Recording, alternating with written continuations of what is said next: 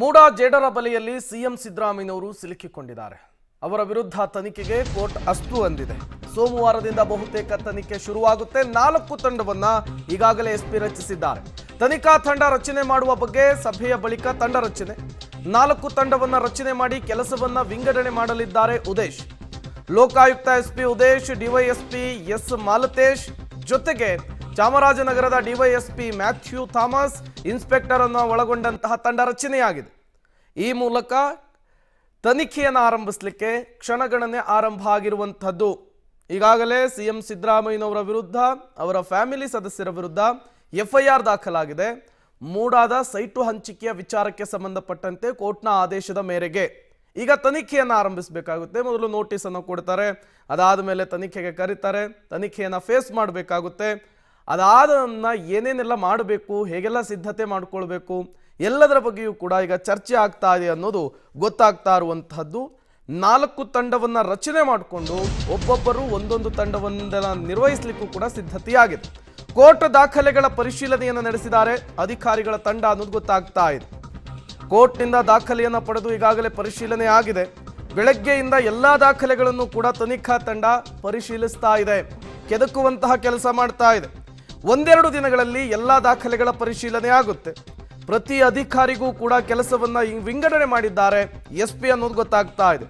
ದಾಖಲೆಗಳನ್ನು ಓದ್ಕೊಂಡು ಪಾಯಿಂಟ್ಸ್ ಅನ್ನ ರೆಡಿ ಮಾಡಿಕೊಂಡು ಈಗ ತನಿಖೆಯನ್ನು ನಡೆಸಲಿಕ್ಕೆ ತನಿಖಾ ತಂಡ ಸಿದ್ಧತೆಯನ್ನು ಮಾಡಿಕೊಂಡಿದೆ.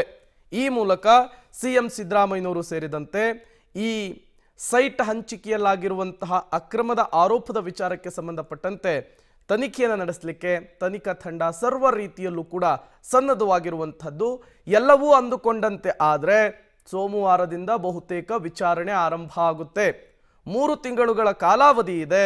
ಆ ಟೈಮಿಂಗ್ಸಲ್ಲಿಯೇ ತನಿಖೆಯನ್ನು ಕಂಪ್ಲೀಟ್ ಮಾಡಬೇಕಾಗುತ್ತೆ. ಅದಾದ ಮೇಲೆ ವರದಿಯನ್ನು ಸಲ್ಲಿಸುವಂತಹ ಕೆಲಸ ಆಗಬೇಕಾಗುತ್ತೆ. ಆ ವರದಿ ಸಿಎಂ ಸಿದ್ದರಾಮಯ್ಯನವರ ಭವಿಷ್ಯವನ್ನು ನಿರ್ಧಾರ ಮಾಡುತ್ತೆ. ಮತ್ತಷ್ಟು ಡೀಟೇಲ್ಸ್ ಕೊಡ್ತಾರೆ ನಮ್ಮ ಪ್ರತಿನಿಧಿ ಕೆಪಿ ನಾಗರಾಜ್, ನೇರ ಸಂಪರ್ಕದಲ್ಲಿ ಜಾಯ್ನ್ ಆಗಿದ್ದಾರೆ. ಕೆಪಿ ನಾಗರಾಜ್, ಈಗಾಗಲೇ ಎಫ್ಐಆರ್ ದಾಖಲಾಗಿದೆ. ತನಿಖೆಯನ್ನು ನಡೆಸಲಿಕ್ಕೆ ಕ್ಷಣಗಣನೆ ಆರಂಭ ಆಗ್ತಾ ಇದೆ. ಏನೆಲ್ಲ ಸಿದ್ಧತೆಗಳು ಮಾಡಿಕೊಂಡಿದ್ದಾರೆ ತನಿಖಾ ತಂಡದ ಸದಸ್ಯರು, ಜೊತೆಗೆ ತನಿಖೆಯನ್ನು ಎದುರಿಸಲಿಕ್ಕೆ ಸಿಎಂ ಸಿದ್ದರಾಮಯ್ಯನವರನ್ನ ಪ್ರಶ್ನೆ ಮಾಡಲಿಕ್ಕೆ ಏನೆಲ್ಲ ಪ್ಲಾನ್, ರೂಪುರೇಷೆ ಹೇಗಾಗ್ತಾ ಇದೆ ಅಂತ ಹೇಳಿ? ಪ್ರೇಮ್, ಈಗ ನಿನ್ನೆ ತಾನೇ ಎಫ್ಐಆರ್ ಆಗಿದೆ. ಈಗ ಲೋಕಾಯುಕ್ತ ಪೊಲೀಸರು ಒಂದು ಹೋಮ್ವರ್ಕನ್ನು ಶುರು ಮಾಡಿದ್ದಾರೆ. ಅಂದರೆ ತನಿಖೆಯನ್ನು ಆರಂಭ ಮಾಡೋದಕ್ಕಿಂತ ಮುಂಚೆ ಬೇಸಿಕ್ ಆದಂಥ ಹೋಮ್ವರ್ಕನ್ನು ಮಾಡಬೇಕಾಗಿದೆ. ಪ್ರಮುಖವಾಗಿ ಈ ಪ್ರಕರಣದಲ್ಲಿ ಇರುವಂಥದ್ದು ದಾಖಲೆಗಳ ಸಂಗ್ರಹ. ದಾಖಲೆಗಳು, ಕೆಲವೊಂದಿಷ್ಟು ದಾಖಲೆಗಳು ನಿವೃತ್ತ ನ್ಯಾಯಮೂರ್ತಿ ದೇಸಾಯಿ ಅವರ ಬಳಿಯಲ್ಲೂ ಕೂಡ ಇದೆ. ಅಂದರೆ ದೇಸಾಯಿಯವರ ಸಮಿತಿಯ ಬಳಿಯಲ್ಲಿದ್ದಾವೆ. ಮತ್ತೊಂದಿಷ್ಟು ದಾಖಲೆಗಳು ಈಗಾಗಲೇ ದೂರುದಾರರಾಗಿರುವಂತಹ ಸ್ನೇಹಮಯಿ ಕೃಷ್ಣ ಅವರ ಬಳಿಯಲ್ಲಿದ್ದಾವೆ. ಮತ್ತೊಂದಿಷ್ಟು ದಾಖಲೆಗಳು ಮೂಡಾದಲ್ಲೂ ಕೂಡ ಇದ್ದಾವೆ. ಹೀಗಾಗಿ ಮೊದಲು ಈ ದಾಖಲೆಗಳನ್ನು ಪಡೆದುಕೊಳ್ಳುವಂಥ ಪ್ರಕ್ರಿಯೆ ಇರುವಂಥದ್ದು. ನ್ಯಾಯಮೂರ್ತಿ ದೇಸಾಯಿಯವರ ಮುಂದೆ ಇರುವಂತಹ ದಾಖಲೆಗಳನ್ನ ತೆಗೆದುಕೊಳ್ಳೋದಕ್ಕೆ ಒಂದು ರೀತಿಯಾಗಿ ಕೋರ್ಟಿಂದ ಡೈರೆಕ್ಷನ್ಸನ್ನು ಕೂಡ ಮಾಡಿಸಬೇಕಾದಂಥ ಅಗತ್ಯತೆ ಇದೆ.